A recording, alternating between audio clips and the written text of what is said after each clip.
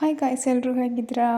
Welcome back to ನಮ್ಮ YouTube channel. ಇವತ್ತಿನ video ನಾನು ಮಧ್ಯಾಹ್ನ ಮೇಲೆ ಸ್ಟಾರ್ಟ್ ಮಧ್ಯಾಹ್ನ ಅಲ್ಲ, ಈವ್ನಿಂಗ್ ಮೇಲೆ ಸ್ಟಾರ್ಟ್ ಮಾಡ್ತಿದ್ದೀನಿ. ಬಿಕಾಸ್ ಆಫ್ ಹನುಮಾನ್ ಚಾಲೀಸ್ ಸಂಕಲ್ಪಕ್ಕೆ ನಾನು ಇವಾಗಿಂದ ಸ್ಟಾರ್ಟ್ ಮಾಡಿದ್ರೆ 8 ಗಂಟೆ ಒಳಗೆ ನನ್ನ ರಥ ಮುಗಿಬೇಕು ಅನ್ನೋ ಇದರಿಂದ ಅದಕ್ಕೆ ಇವಾಗ ಸ್ಟಾರ್ಟ್ ಮಾಡ್ತಿದ್ದೀನಿ. ಎಲ್ಲರಿಗೂ ಹೇಳ್ತಾ ಇವತ್ತು ಸಂಜೆ ಬ್ಲಾಗ್ ಆಗಿರೋದ್ರಿಂದ ಸಂಜೆ ಅಪ್ಲೋಡ್ ಮಾಡಿದೆ.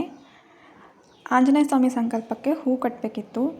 ಅದಕ್ಕೆ ನಮ್ಮ ಅಕ್ಕ ಮನೆಯಿಂದ ಸ್ವಲ್ಪ ಹೂವು, ತುಳಸಿ, ಆಮೇಲೆ ಶಂಖಪುಷ್ಪ, ಕಣ್ಗಲ್ಲು ಹೂವನ್ನ ಕಿತ್ಕೊಂಡ್ಬಂದಿದ್ದೆ. ಅದನ್ನು ಯಾವಾಗ ಕಟ್ಟಬೇಕು. ನನಗೆ ಹೂ ಕಟ್ಟೋಕೆ ಅಷ್ಟೇನು ಪರ್ಫೆಕ್ಟ್ ಆಗಲ್ಲ, ಬಟ್ ಕಟ್ತೀನಿ ಒಂದೊಂದನೇ ಮೆಲ್ಲಕ್ಕೆ. ಅದನ್ನು ಹೂ ಕಟ್ಟೋಕ್ಕೆ ಅರ್ಧ ಗಂಟೆ ಟೈಮ್ ತೊಗೊಂಡೆ.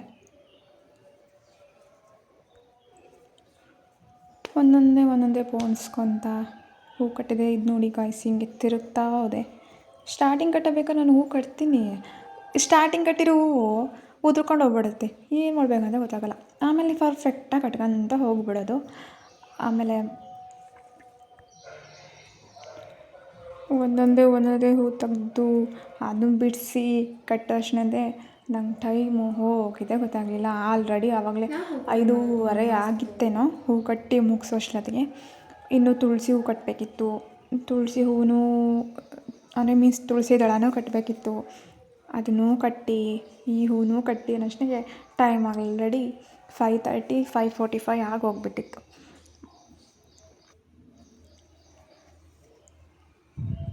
ನೋಡಿ ಗಾಯ್ಸ್, ಇಷ್ಟೇ ಕಟ್ಟೋದು.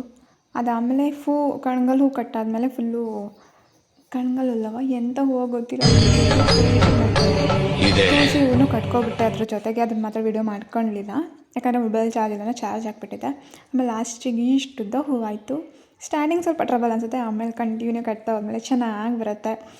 ತುಳಸಿ ಹೂ ಮಾಲೆನೂ ಇಷ್ಟುದ್ದ ಕಟ್ಟಿದೆ. ಅವೆಲ್ಲ ಕಟ್ಟಿ ಸೈಡಿಗೆ ತೆಗ್ದಿಟ್ಟಿದ್ದು ಆಯಿತು.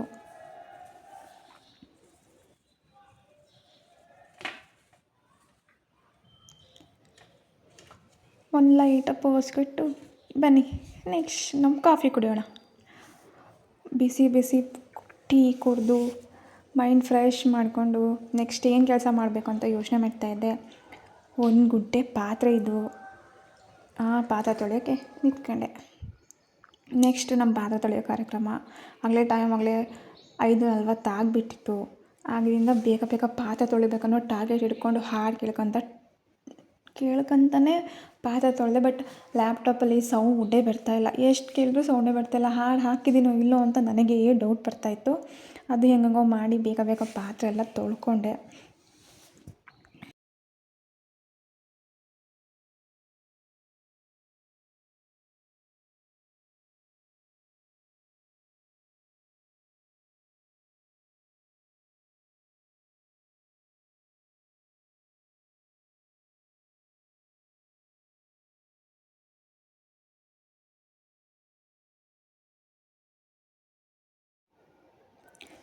ನೀಟಾಗಿ ಜೋಡಿಸಿಟ್ಟು ಇನ್ನೊಂದ್ಸತಿ ನೀಟಾಗಿ ಬಟ್ಟೆ ಎಲ್ಲ ನೀಟಾಗಿ ಅದನ್ನು ತೊಳ್ಕೊಂಬಿಟ್ಟು ಮತ್ತು ಗ್ಯಾಸಿನ ಕಲ್ಲನ್ನ ನೀಟಾಗಿ ಇನ್ನೊಂದು ಸತಿ ಒರೆಸಿದೆ. ಯಾಕಂದರೆ ನೀರೆಲ್ಲ ಫುಲ್ಲು ಪಾತ್ರೆ ತೊಳೆದು ನೀರೆಲ್ಲ ಸೋರ್ಬಿಟ್ಟಿತ್ತು ಅಂದು ಇನ್ನೊಂದ್ಸತಿ ಗ್ಯಾಸಿನ ಕೆಳಗೆಲ್ಲ ನೀಟಾಗಿ ಒರೆಸ್ಕೊಂಡೆ. ಆಮೇಲೆ ಮನಿ ಪ್ಲ್ಯಾಂಟ್ ಇಟ್ಟಿದ್ದ ಕಡೆ ಎಲ್ಲ ನೀಟಾಗಿ ಮನಿ ಪ್ಲ್ಯಾಂಟ್ ಎಲ್ಲ ತೊಗೊಂಬಿಟ್ಟು ಅದನ್ನು ಒರೆಸಿದ್ದಾಯಿತು. ಎಷ್ಟು ತೊಳೆದ್ರೂ ಮತ್ತು ಹಂಗೆ ಅನಿಸುತ್ತೆ ನನಗೆ. ಒರೆಸ್ತಾನೇ ಇರ್ತೀನಿ, ದಿನಕ್ಕೆ 24 ಸಲನೂ ಅದನ್ನು ಒರೆಸ್ತಿದ್ರು ಮತ್ತು ಒರೆಸ್ಬೇಕು ಅನಿಸುತ್ತೆ. ಅದು ಹೆಣ್ಮಕ್ಳದ್ದೇನೋ ಒಂಥರ ಚಾಳಿ ಅನಿಸುತ್ತೆ ಒರೆಸೋದು. ಗ್ಯಾಸಿನ ಕಲ್ಲನ್ನ ಒರೆಸ್ಬಿಟ್ಟು ಆ ಕಡೆ ಎಲ್ಲ ತೆಗೆದು ನೀಟಾಗಿ ಜೋಡಿಸಿ ನೆಕ್ಸ್ಟು ಟೈಮ್ ಆಗಿದೆ, ಆಗಲೇ 6 ಗಂಟೆ ಆಯ್ತು ಅಂದ್ಬಿಟ್ಟು ಬೇಗ ಎಲ್ಲ ಕಸ ಗುಡಿಸ್ಕೊತ ಹೋದೆ. ಒಂದು ಕಡೆಯಿಂದ ಕಸ ಗುಡಿಸಿ ಹಂಗಲೆಲ್ಲ ಕಸ ಗುಡಿಸ್ಕೊಬೇಕಿತ್ತು. ಅದನ್ನೆಲ್ಲ ಕಸ ಗುಡಿಸ್ಕೊಂಡೆ. ಬೇಗ ಎಲ್ಲೆಲ್ಲಿದ್ವೋ ಎಲ್ಲ ತಕ್ಕೊಂಡೆ, ಕಸ ಗುಡಿಸ್ಕೊಂಡೆ. ಎಷ್ಟು ಕಸ ಹೊಡಿತೀನಿ ಗೈಸ್, ಮತ್ತು ಎಲ್ಲಿಂದ ಬರ್ತಿತ್ತೇನೋ ಗೊತ್ತಿಲ್ಲ. ಈ ಪುಟಾಣಿ ರೂಮ್ನ ದಿನಕ್ಕೆ ಒಂದು ಏನಿಲ್ಲ ಅಂದರೆ 4ರಿಂದ 5 ಸತಿ ಕಸ ಹೊಡಿತೀನಿ.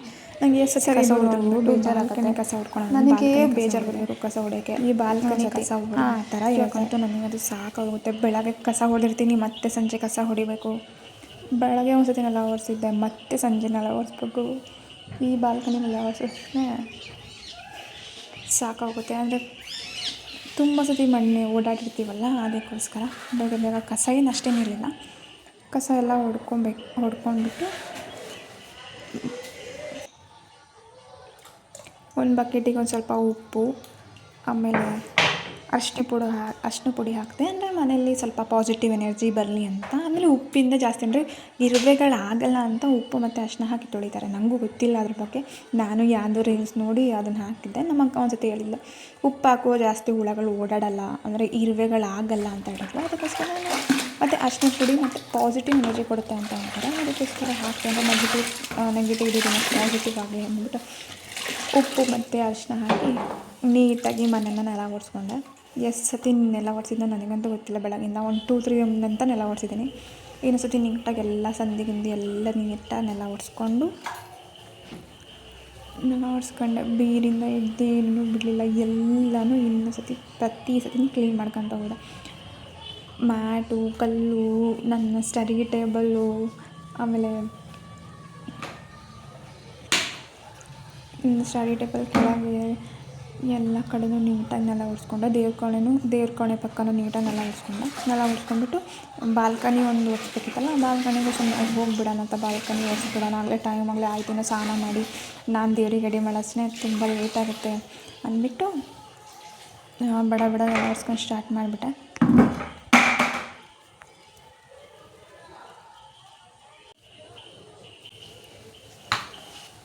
ಬಾಲ್ಕನಿ ಬೇಗ ನೆಲ ಒರೆಸ್ಕೊಂಡೆ ಗೈಸ್.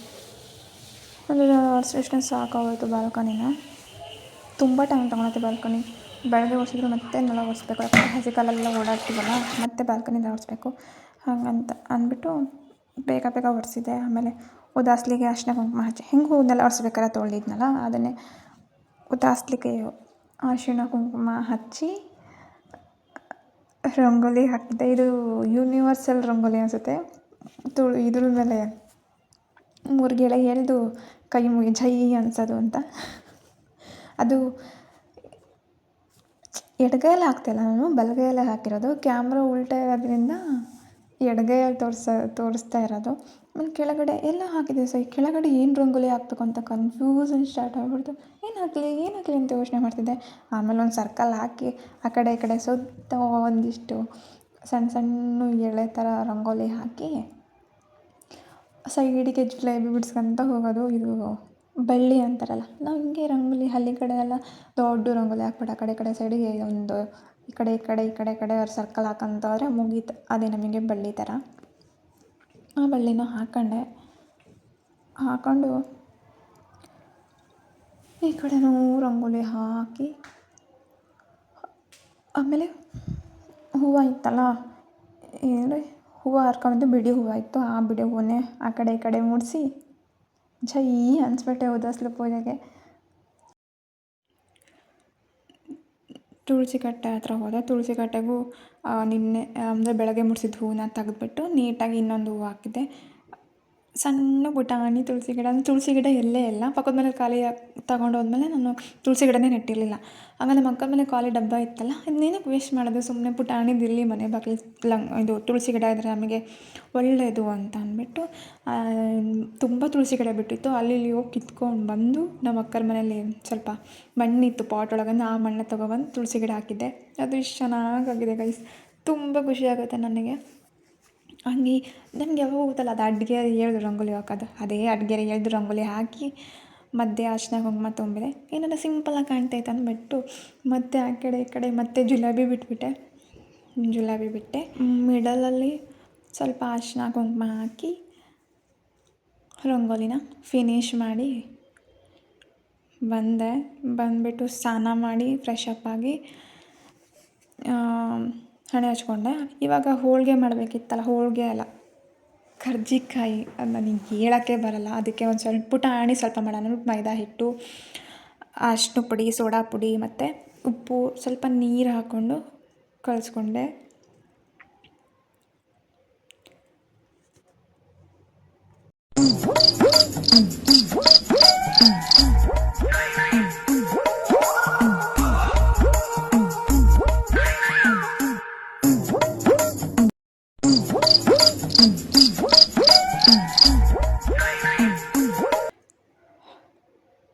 ನೀಟಾಗಿ ಅದನ್ನು ನಾದ್ಬಿಟ್ಟು ಚೆಂದಾಗಿ ಕಲಿಸ್ಕೊಂಡೆ. ಅದಿಷ್ಟೇ ಇರೋದು ಗೈಸ್. ಇವಾಗ ಪುಟಾಣಿ ಒಂದು 3 ಪೂರಿ ಆಗೋಷ್ಟೇ ಉಂಡೆ ಮಾಡಿದ್ದು ನಾನು, ಜಾಸ್ತಿ ಮಾಡಲಿಲ್ಲ. ಯಾಕಂದರೆ ನನಗೆ ಜಾಸ್ತಿ ಮಾಡೋಷ್ಟು ಟೈಮ್ ಇರಲಿಲ್ಲ. ಆಲ್ರೆಡಿ 6:30 ಏನೋ ಆಗಿಬಿಟ್ಟಿತ್ತು. ಅದಕ್ಕೆ ಅದನ್ನು ನೆನೆಯಕ್ಕೆ ಬಿಟ್ಬಿಟ್ಟು ನೆಕ್ಸ್ಟ್ ಏನು ಮಾಡಬೇಕು ಅಂದ್ಕೊಂಡು ಶೇಂಗಾ ಹುರ್ಕೊಂಬಿಟ್ಟೆ. ಶೇಂಗಾ ಹುರಿದು ಸ್ವಲ್ಪ ಶೇಂಗಾ ಆಯಿತು, ಸಾಕು ನಂಗೆ ಸ್ವಲ್ಪ ದೇವರಿಗೆ ಎಳೆಗೆ ಅಂದ್ಬಿಟ್ಟು ಸ್ವಲ್ಪ ಶೇಂಗಾನ ನೀಟಾಗಿ ಪ್ಯಾನಲ್ಲಿ ಫ್ರೈ ಮಾಡ್ಕೊಂಡು ಅದರ ಸಿಪ್ಪೆ ಎಲ್ಲ ತೆಗ್ದ್ಬಿಟ್ಟು ಅದನ್ನು ಗ್ರೈಂಡ್ ಮಾಡ್ಕೊಳ್ಬೇಕು.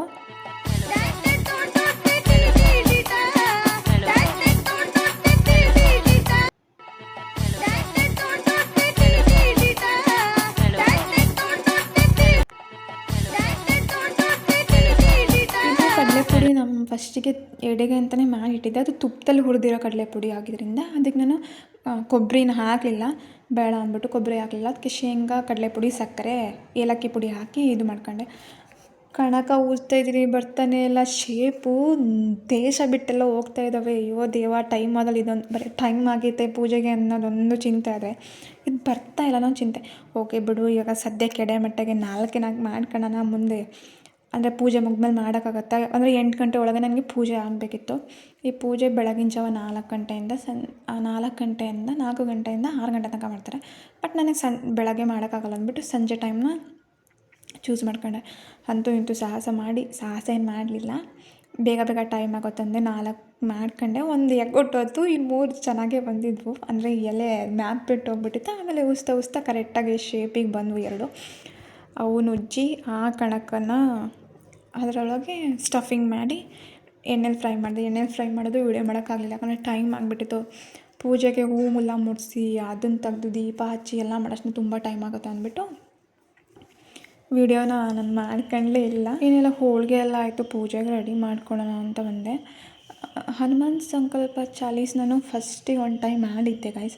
ಅದು ಮಾಡಿದ್ಮೇಲೆ ನನಗೆ ಸ್ವಲ್ಪ ಅಂದರೆ ಲಾಸ್ಟ್ 1 ಡೇ ಇದ್ದಾಗ ಏನೋ ಇದು ಆಗಿಬಿಡ್ತು ಅಂದ್ಬಿಟ್ಟು ನಾನು ಅದನ್ನು ಸ್ಟಾಪ್ ಮಾಡಿದೆ. ಪ್ರಾಬ್ಲಮ್ ಅಂತ ಏನಿಲ್ಲ, ಏನೋ ಇದು ಆಯಿತು ಅಂದು ನಾನು ಸ್ಟಾಪ್ ಮಾಡಿದೆ.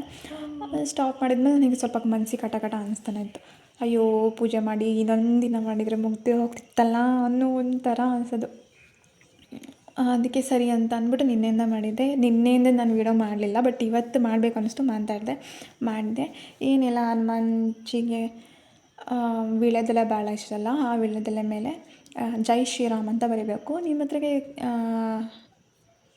ನಾನು ಸ್ವಲ್ಪ ಅರಿಶಿನ ಮತ್ತು ಕುಂಕುಮ ಮಿಕ್ಸ್ ಮಾಡಿ ಜೈ ಶ್ರೀರಾಮ್ ಅಂತ ವೀಳ್ಯದೆಲೆ ಮೇಲೆ ಬರೆದಿಟ್ಟಿದ್ದೀನಿ. ಅಕಸ್ಮಾತ್ ಹನುಮಾನ್ ಚಾಲೀಸ್ ಸಂಕಲ್ಪದ ಫುಲ್ ವಿಡಿಯೋ ಬೇಕು ಅಥವಾ ಹೇಗೆ ಮಾಡೋದು ಅಂತ ಕೇಳಿದ್ರೆ ನಾನು ನೆಕ್ಸ್ಟ್ ವೀಡಿಯೋದಲ್ಲಿ ಅದನ್ನು ನಿಮಗೆ ಎಕ್ಸ್ಪ್ಲೇನ್ ಮಾಡ್ತೀನಿ. ಯಾಕಂದರೆ ಈ ವಿಡಿಯೋದಲ್ಲಿ ಎಕ್ಸ್ಪ್ಲೇನ್ ಮಾಡ್ಕೊತಾರೆ ತುಂಬ ಲೆಂತ್ ಆಗುತ್ತೆ ಅಂತ ನಾನು ಎಕ್ಸ್ಪ್ಲೇನ್ ಮಾಡಿಲ್ಲ. ಆಮೇಲೆ ಒಂದು ಗ್ಲಾಸ್ ನೀರಿಟ್ಟೆ, ಅದಕ್ಕೊಂದು ಎಲೆ ತುಳಸಿದೆಲ್ಲ ಹಾಕಿ ಅದನ್ನು ಇಟ್ಟಿರೋದು.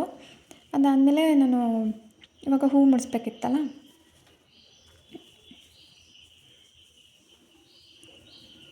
ಕಟ್ಟಿದ ತುಳಸಿ ಮಾಲೆ. ನನಗೆ ತುಳಸಿ ಆಂಜನೇಯ ಸ್ವಾಮಿ ಮುಡಿಸ್ತಾರೆ ಅಂತ ಗೊತ್ತೇ ಇಲ್ಲ. ಆಮೇಲೆ ಚಾಟ್ ಜಿಪಿಟಿ ಕೇಳಿ ಹೌದು ತುಳಸಿಗೆ ಆಂಜನೇಯ ಸ್ವಾಮಿ ತುಳಸಿ ಹಾರ ಹಾಕ್ತಾರೆ ಅಂತ ಅಂದಮೇಲೆ ನಾನು ಹೌದಾ ಅಂತ ಅಂದ್ಬಿಟ್ಟು ಹಾಕಿ ತುಳಸಿ ಹೂವು ಹಾರ ಮಾಡಿದ್ನಲ್ಲ ಅದನ್ನು ಹಾಕಿ ಕಟ್ಟಿದ್ದು ಹೂವಿಂದ ಇತ್ತಲ್ಲ ನಂಜುಬಟ್ಲು ಗಾಯ್ಸೋದು. ನನಗೆ ಹೂವಿನ ಹೆಸರೇ ನೆನಪಾಗಿಲ್ಲ ನೋಡಿ, ಅಲ್ಲಿ ತನಕನೂ ವೀಡಿಯೋದಲ್ಲಿ ಇವಾಗ ನೆನಪಾಗ್ತೈತೆ. ಹೂ ಮುಡಿಸಿ ಶಂಖಪುಷ್ಪ ಇತ್ತಲ್ಲ, ಶಂಖಪುಷ್ಪನ ಚೆನ್ನಾಗಿ ಕಾಣಲಿ ಅಂತ ಚೆನ್ನಾಗಿ ಮುಡಿಸ್ತೀವಿ. ಆ್ಯಕ್ಚುಲಿ ಆಂಜನೇಯ ಸ್ವಾಮಿಗೆ ಕೆಂಪು ಹೂವನ್ನು ತುಂಬ ಇಷ್ಟ. ನಾನು ಕೆಂಪು ಹೂವನ್ನೇ ಸಿಗಲಿದ್ದಕ್ಕೆ ನಾನು ತುಳಸಿ ಹಾರನ ಹಾಕಿದೆ. ತುಳಸಿ ಹಾರ ಅವ್ರಿಗೆ ತುಂಬ ಪ್ರಿಯ ಅಲ್ಲ, ಅದಕ್ಕೆ ತುಳಸಿ ಹಾರನ ಹಾಕಿ ಇಟ್ಟೆ. ಇನ್ನು ರಾಘವೇಂದ್ರ ಸ್ವಾಮಿಗೆ ಮತ್ತು ಲಕ್ಷ್ಮೀ ದೇವಿ, ಗಣಪತಿ, ಆಮೇಲೆ ಸರಸ್ವತಿನೂ ಅದರಲ್ಲೇ ಇರೋ ಫೋಟೋಕ್ಕೆ ನಾನು ಸೇಮ್ ಏನು ಕಟ್ಟಿದ್ನಲ್ಲ ಅದೇ ಹೂವಿನ ಹಾರನ ಹಾಕಿ 2ಕ್ಕೂ ಒಂದೊಂದು ಶಂಖಪುಷ್ಪ ಮುಡಿಸಿದ್ದೆ. ಆಮೇಲೆ ಕುಬೇರ ಇತ್ತಲ್ಲ, ಕುಬೇರ ಅದಕ್ಕೂ ಕೂಡ ಶಂಖಪುಷ್ಪ ಇಡಿಸಿ ಪೂಜೆ ಮಾಡಿದೆ.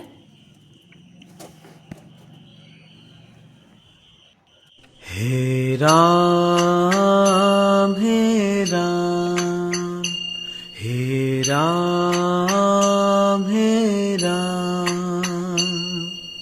तू ही माता तू ही पिता है, तू ही माता तू ही पिता है, तू ही तो है राधा का श्याम।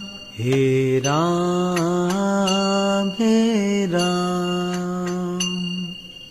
तू अंतर्यामी सबका स्वामी, तू अंतर्यामी सबका स्वामी, तेरे चरणों में चारों धाम, हे राम हे राम। तू जगदाता विश्व विधाता, तू ದೀಪ ಹಚ್ಚಿ ಅದೇ ದೀಪ ಹಚ್ಚಿದೆ ಎರಡು ಕಡೆನೂ. ನಾವು ಆಂಜನೇಯ ಸ್ವಾಮಿಗೆ ಯಾವತ್ತೂ ಮಣ್ಣಿನ ದೀಪದಲ್ಲೇ ದೀಪ ಹಚ್ಬೇಕಾಗಿರೋದು. ಅಂದರೆ ತುಪ್ಪ ಆದರೆ ತುಪ್ಪ, ಇಲ್ಲಾಂದರೆ ಬರುತ್ತೆ ದೇವ್ರ ದೀಪ, 5 ಎಣ್ಣೆ ಸೇರಿ ಹಳ್ಳೆಣ್ಣೆನ ಅಂತಾರಲ್ಲ ಆ ಎಣ್ಣೆನ ಹಾಕಿ ದೇವ್ರ ದೀಪ ಹಚ್ಚೋದು. ತುಪ್ಪದಲ್ಲಿ ಹಚ್ಚಿದ್ರೆ ಇನ್ನೂ ಒಳ್ಳೆಯದು. ಭಕ್ತಿಯಿಂದ ಮಾಡಿದರೆ ಸಾಕು. ಅದಕ್ಕೆ ತುಪ್ಪ ಅಂತ ಅಲ್ಲ, ಏನು ಅಂತಲ್ಲ, ನಿಮ್ಮಲ್ಲಿ ಶುದ್ಧ ಮನಸ್ಸು ಮತ್ತು ಭಕ್ತಿ ಇದ್ದರೆ ಸಾಕು. ದೇವ್ರು ಯಾವಾಗಿದ್ರೂ ಒಲಿತಾನೆ ಅನ್ನೋಕ್ಕೆ ಸಾಕ್ಷಿ ಮತ್ತೇನೂ ಇಲ್ಲ. ಹಾಗೆ ಉದ್ದಿನ ಕಡ್ಡಿ ಬೆಳಗಿದೆ. ಆಲ್ರೆಡಿ ಟೈಮು 7:15 ನನಗಿನ್ನೂ ಹನುಮಾನ್ ಚಾಲೀಸ್ ಪಠನೆ ಮಾಡೋಷ್ಟೇ ತುಂಬ ಟೈಮ್ ಬೇಕು. ಹನುಮಾನ್ ಚಾಲೀಸ್ 11 ಸಾರಿ ಹನುಮಾನ್ ಚಾಲೀಸ್ ಸಂಕಲ್ಪ ಮಾಡಿಬಿಟ್ಟು ನಾವು ಮಾಡಬೇಕಾಗಿರುತ್ತೆ. ಅಂದರೆ ಟೈಮ್ ತುಂಬ, ಅಂದರೆ 8 ಗಂಟೆ ಒಳಗೆ ಅದನ್ನು ನಾನು ಕಂಪ್ಲೀಟ್ ಮಾಡಬೇಕಿತ್ತು. ಸರಿ, ಇವಾಗ ಏನು ಅಂದ್ಬಿಟ್ಟು 11 ಬಾರಿ ಜೈ ಶ್ರೀರಾಮ್ನ ಪಠನೆ ಮಾಡಿದೆ. ಕಂಪಲ್ಸರಿ ನೀವು ಹನುಮಾನ್ ಪೂಜೆ ಮಾಡೋ ಟೈಮಲ್ಲಿ ನಿಮ್ಮ ಇಷ್ಟ ದೇವ್ರು ಅಂತಂದರೆ ನಿಮ್ಮ ಮನೆ ದೇವ್ರನ್ನ ಫಸ್ಟು ಸಂಕಲ್ಪ ಮಾಡಿ, ಆಮೇಲೆ ಗಣಪತಿನ ಫಸ್ಟು ನೆನ್ಪು ಮಾಡ್ಕೊಂಡು ಗಣಪತಿಗೆ ಫಸ್ಟು ಪೂಜೆ ಮಾಡಿಬಿಟ್ಟು, ಆಮೇಲೆ ನಿಮ್ಮ ಮನೆ ದೇವ್ರನ್ನ ನೆನ್ಪು ಮಾಡಿಕೊಂಡು, ಆಮೇಲೆ ಹನುಮಾನ್ಗೆ ಪ್ರಿಯವಾದ ಇಷ್ಟವಾದ ದೇವರಂದರೆ ಶ್ರೀರಾಮಚಂದ್ರ ಅಲ್ವಾ, ಅವ್ರನ್ನ ನೆನಪು ಮಾಡ್ಕೊಂಬಿಟ್ಟು ನೀವು ಹನುಮಾನ್ ಚಾಲಿನ ಪಠನೆ ಮಾಡಬೇಕು 11 ಬಾರಿ. ಹನುಮಾನ್ ಚಾಲೀಸ್ ಪಠನೆ ಮಾಡಬೇಕಾದ್ರೆ ಅತ್ತಿತ್ತ ಅಲ್ಲ, ಎಲ್ಲೂ ಕೂಡ ಕದಲಬಾರ್ದು ಕೂಡ. ಅಂದರೆ 11 ಸತಿ ಹೇಳೋ ಟೈಮಲ್ಲೂ ಕೂಡ ನೀವು ಒಂದು ಪಟನೂ ಎದ್ದೇಳಲೇಬಾರ್ದು. ಅದು ಹನುಮಾನ್ ಚಾಲೀಸ್ ವ್ರತದ ಒಂದು ನಿಯಮ ಅಂತೆ. ನಾನು ಅದನ್ನು ಚೂರು ಆ ಕಡೆ ಈ ಕಡೆ ಎದ್ದೇಳಿದಂಗೆ ಹನುಮಾನ್ ಚಾಲೀಸ್ ಪಠನೆ ಮಾಡ್ತಾಯಿದ್ದೆ. 11 ಸತಿ ಹೇಳಬೇಕಾದ್ರೆ ಗಂಟ್ಲು ನೋವು ಅದೆಲ್ಲ ಬರುತ್ತೆ. ಸ್ವಲ್ಪ ಎರಡು ನಿಮಿಷ ಅಲ್ಲ, ಒಂದು 30 ಸೆಕೆಂಡು 10 ಸೆಕೆಂಡು ರೆಸ್ಟ್ ತೊಗೊಂಡು ಮತ್ತೆ ಸ್ಟಾರ್ಟ್ ಮಾಡಿ. ಅಷ್ಟೇ ನಾನು ನಿಮಗೆ ಹೇಳೋದು. ನಾನೇನು ಹೇಳೋಕ್ಕೆ ದೊಡ್ಡೋಳಲ್ಲ, ನಾನು ಮಾಡ್ತಿರೋದೇ ಸೆಕೆಂಡ್ನೇ ಟೈಮು. ನನಗೂ ಅಷ್ಟು ಗೊತ್ತಿರಲಿಲ್ಲ. ನಾನು ಅದು ಇದು ವಿಡಿಯೋ ನೋಡಿಬಿಟ್ಟು ನನಗೆ ಅದು ಇದು ವಿಡಿಯೋಸ್ನ ತಲೆ ಕೆಟ್ಟೋಗ್ಬಿಡ್ತು. ಹೆಂಗೆ ಮಾಡೋದು ಏನು ಮಾಡೋದು, ಒಬ್ಬೊಬ್ಬರು ಒಂದೊಂದು ಥರ ಮಾಡ್ತಾರೆ, ಹಂಗೆ ಹಿಂಗೆ ಅಂತ. ಆಮೇಲೆ ನನಗೆ ಅನಿಸಿದ್ದು ಒಂದೇ, ಓಕೆ ಹಿಂಗೆ ಮಾಡೋಣ, ನನ್ನ ಭಕ್ತಿ ನನ್ನ ಶ್ರದ್ಧೆಗೆ ನನಗೆ ಏನು ಗೊತ್ತಿದೆಯೋ ಅದನ್ನು ಮಾಡೋಣ. ತಪ್ಪು ಸರಿನೋ ಗೊತ್ತಿಲ್ಲ, ಬಟ್ ಮಾಡೋಣ. ಅದು ಮುಂದಿಂದು ಆ ತಂದೆಗೆ ಬಿಟ್ಟಿದ್ದು ಅಂತ ನಾನು ಹನುಮಾನ್ ಚಾಲೀಸ್ ಸ್ಟಾರ್ಟ್ ಮಾಡಿದ್ದು. ಬಟ್ ನನಗೆ ನೆಮ್ಮದಿ ಅನ್ನಿಸ್ತು. ಬಟ್ ಹನುಮಾನ್ ಚಾಲೀಸ್ ಮಾಡಬೇಕಾದ್ರೆ ನನಗೆ ಸ್ವಲ್ಪ ತುಂಬ ಲೋ ಎನರ್ಜಿ ಫೀಲ್ ಆಗುತ್ತೆ. ಇದು ಕಂಪಲ್ಸರಿ ನನಗೆ ಎಲ್ಲರೂ ವ್ರತ ಮಾಡಬೇಕು ಹಾಗೆ ಆಗುತ್ತೆ, ಗೊತ್ತಿಲ್ಲ, ಒಬ್ಬೊಬ್ರಿಗೆ ಆಗುತ್ತೆ ಒಬ್ಬೊಬ್ರಿಗೆ ಆಗೋಲ್ಲ. ನನಗೆ ನಿಶಕ್ತಿ ಆಗೋದಂತ, ಸುಸ್ತಾಗೋದಂತ ಆಗಿರ್ಬೋದು, ಮೈಯಲ್ಲಿ ಎನರ್ಜಿ, ಬಾಡಿಯಲ್ಲಿ ಎನರ್ಜಿ ಇಲ್ಲ ಥರ ಅನ್ನೋ ಆಗ್ಬೋದು, ಆ ಥರ ಎಲ್ಲ ಫೀಲ್ ಆಗುತ್ತೆ ನನ್ನ ಟೈಮಲ್ಲಿ. ಅದೇನೋ ಗೊತ್ತಿಲ್ಲ ನನಗೆ. ನಾನು ನಾರ್ಮಲಾಗಿ ಕೂತಾಗೆ ಒಂಥರ ಇರ್ತೀನಿ, ಪೂಜೆ ಕೂತಾಗೆ ಒಂಥರ ಇರ್ತೀನಿ ಅಂತ ನನ್ನ ಮನಸ್ಸಿಗೆ ನನಗೆ ಅನಿಸೋದು ಅದು ಫುಲ್ಲು. ಆಮೇಲೆ ಅದೆಲ್ಲ ಪೂಜೆ ಆಯಿತು. 11 ಬಾರಿ ಹನುಮಾನ್ ಚಾಲೀಸ ಪಠನೆ ಮಾಡಾದಮೇಲೆ ನೀವು 108 ಬಾರಿ ಜೈ ಹನುಮಾನ್ ಅಂತ ಹೇಳಬೇಕಾಗತ್ತೆ. 108 ಬಾರಿ ನೀವು ಹನುಮಾನ್ನ ಪ್ರಾರ್ಥನೆ ಮಾಡಬೇಕಾಗತ್ತೆ. ಪ್ರಾರ್ಥನೆ ಮಾಡಿಬಿಟ್ಟು ನಾವು ಆಂಜನೇಯ ಸ್ವಾಮಿ ಮುಂದೆ ಇಟ್ಟಿರ್ತೀವಲ್ಲ ಲೋಟದಲ್ಲಿ ನೀರು, ಅದನ್ನು ತೊಗೊಬಿಟ್ಟು ಫ್ಯೂಚರಲ್ಲಿ ಏನು ನಿಮಗೆ ಆಗಬೇಕು ಅಂತ ಇರ್ತದೆ ಅದನ್ನ ಪ್ರೆಸೆಂಟಲ್ಲಿ ಇವಾಗ ಆಗಿದ್ದೀವಿ ಅಂತ ನೆನೆಸ್ಕೊಂಡ್ಬಿಟ್ಟು ಅದನ್ನ ನೀವೊಂದು 2 ಸೆಕೆಂಡ್ ನೀವು ಏನು ಸಂಕಲ್ಪ ಮಾಡಿರ್ತೀರಲ್ಲ ಅದು ನೆನೆಸ್ಕೊಂಡು ಆಗಿದೆ ಅಂತ ಆ ನೀರನ್ನ ಕುಡಿಬೇಕು. ಕುಡಿದು ಆಂಜನೇಯಗೆ ನಾವು ಅದನ್ನ ಸಲ್ಲಿಸ್ಬೇಕು. ಅಂದರೆ ಧನ್ಯವಾದ ಹೇಳೋದು ಮುಖಾಂತರ ನಾವು ಅವನಿಗೆ ಪ್ರಾರ್ಥನೆ ಮಾಡಬೇಕು. ಇದೆಲ್ಲ ಆದಮೇಲೆ ಗೈಸ್, ರಾಮಾಯಣದ ಯಾವುದೋ ಒಂದು ಭಾಗ ಅಥವಾ ಆಂಜನೇಯಗೆ ಸಲ್ಲಿಸಬೇಕಾಗಿರೋದಂಥದ್ದು ಒಂದು ಹೇಳಬೇಕಾಗತ್ತೆ. ಅಂದರೆ ಲಂಕೆಗೆ ಹನುಮಂತ ಬೆಂಕಿ ಹಚ್ಚಿರ್ಬೋದಾಗಿರ್ಬೋದು, ಸಂಜೀವಿನಿ ಪರ್ವತ ತಂದಿದ್ದಾಗಿರ್ಬೋದು, ಅವನಿಗೆ ಅವನ ಶಕ್ತಿನ ನಾವು ನೆನ್ಪು ಮಾಡೋದಕ್ಕೋಸ್ಕರ ರಾಮಾಯಣದ ಯಾವುದೇ ಒಂದು ಸಣ್ಣ ತುಣುಕನ್ನು ಅವರಿಗೆ ಹೇಳಬೇಕಂತೆ. ಆವಾಗ ಅವರಿಗೆ ನಾನಿಷ್ಟು ಶಕ್ತಿವಂತ, ನಾನಿಷ್ಟೊಂದು ಬುದ್ಧಿವಂತ ಅಂತ ಅವ್ರಿಗೆ ನಾವು ನೆನ್ಪು ಮಾಡಬೇಕು. ಆವಾಗ ಅವರಿಗೆ ಜ್ಞಾಪಶಕ್ತಿ ಬರುತ್ತೆ. ಅಂದರೆ ಇದು ಋಷಿಮುನಿಗಳ ಶಾಪದಿಂದ ಆಂಜನೇಯ ಸ್ವಾಮಿಗೆ ಅವರು ಮರ್ತಿರ್ತಾರಂತೆ. ಅಂದರೆ ನನಗೆ ಗೊತ್ತಿಲ್ಲ ಪೂರ ಏನು ಅಂತ ಅದರದ್ದು ಕತೆ. ನಂಗೆ ಇಷ್ಟೇ ಗೊತ್ತಿತ್ತು, ಅದು ನಿಮಗೆ ಹೇಳಿದೆ.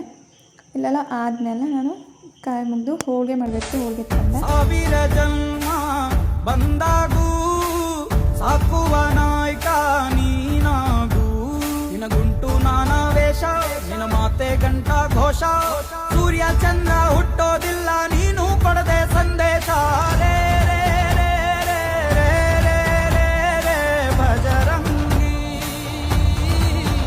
ರೇ ರೇ ರೇ ರೇ ರೇ ರೇ ಪುಣ್ಯಾತ್ಮನು ನೀ ನಿಜವಾ. ಮಕ್ಕಳ ವಿಡಿಯೋ ನೋಡ್ತಾ ನೋಡ್ತಾ ಹೋಳಿಗೆ ಎಲೆ ಉತ್ಕೊಂಡೆ ಹೋಳಿಗೆನೂ ತುಂಬಿಕೊಂಡೆ. ಹೋಳಿಗೆನೂ ಅದು ಟೈಮ್ ನೋಡಿದ್ರೆ 9 ಗಂಟೆ. ಅಷ್ಟಕ್ಕೆ ಅವರು ಆಲೂ ಕಬಾಬ್ ರೆಸಿಪಿ ತೋರಿಸ್ಕೊಳ್ಳಿ. ಆಲೂ ಕಬಾಬ್ ಏನಕ್ಕೆ ಮಾಡಬಾರ್ದು ಅಂತ ನಾನು ಸೇಮ್ ಇಂಗ್ರೀಡಿಯೆಂಟ್ಸ್ ಹಾಕಿ ಆಲೂ ಕಬಾಬ್ ರೆಡಿ ಮಾಡಿದ್ದೆ. ಬಟ್ ಅದು ನಾನು ವೀಡಿಯೋ ಮಾಡ್ಕೊಂಡಿಲ್ಲ, ಎಲೆ ಓದೋದು ವೀಡಿಯೋ ಮಾಡ್ಕೊಂಡಿಲ್ಲ. ಫೈನಲಿ ನಮ್ಮ ಏನದು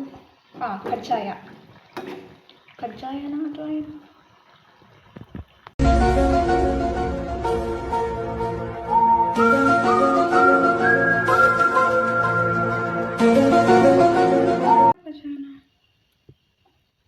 ಏನೋ ಒಂದು ಫ್ರೆಂಡ್ ಬಟ್ ಹೋಳಿಗೆ ನನ್ನ ಪ್ರಕಾರ ಅಷ್ಟೇ. ನನಗೆ ಗೊತ್ತಿರೋದು ಒಂದೇ ಹೋಳಿಗೆ ರೆಡಿ ಆದವು. ಹೋಳಿಗೆ ಇಷ್ಟು ಹೋಳಿಗೆ ಮಾಡಾಯಿತು. ಇದು ನಮ್ಮ ಅಕ್ಕನಿಗೋಸ್ಕರ ಪ್ಯಾಕ್ ಮಾಡಿದ್ದು. ಇವಾಗ ನಮ್ಮ ಅಕ್ಕ ಮನೆಗೆ ಹೋಗಿ ಕೊಟ್ಟು ಬರುವ.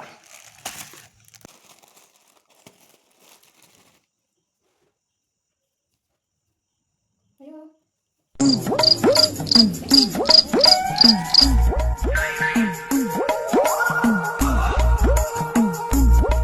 ಪಪ್ಪ ಬಂತ ಏನಂತ ಪಪ್ಪ ನೋಡು ಯಾರು ಬಂದ್ರು ನೋಡೋಗೋ. ನೋಡು ಯಾರು ಬಂದ್ರು ನೋಡೋಗೋ.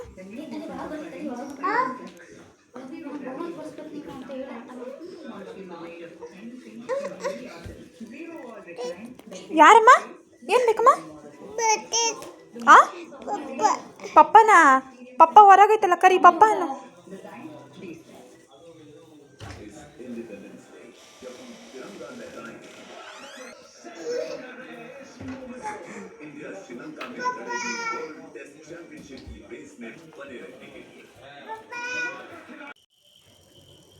ಇಷ್ಟೇ ಗೈಸ್ ಇವತ್ತಿನ ನನ್ನ ಊಟ. ಹೋಳಿಗೆ, ಆಲೂ ಪಕೋಡ, ಅನ್ನ. ವಿಡಿಯೋ ಇಷ್ಟ ಲೈಕ್ ಮಾಡಿ, ಶೇರ್ ಮಾಡಿ, ಕಮೆಂಟ್ ಮಾಡಿ, ಸಬ್ಸ್ಕ್ರೈಬ್. ಮುಂದಿನ ವಿಡಿಯೋ ಸಿಗೋದಿಲ್ಲ. Bye. Thanks for watching guys. Bye. See you tomorrow.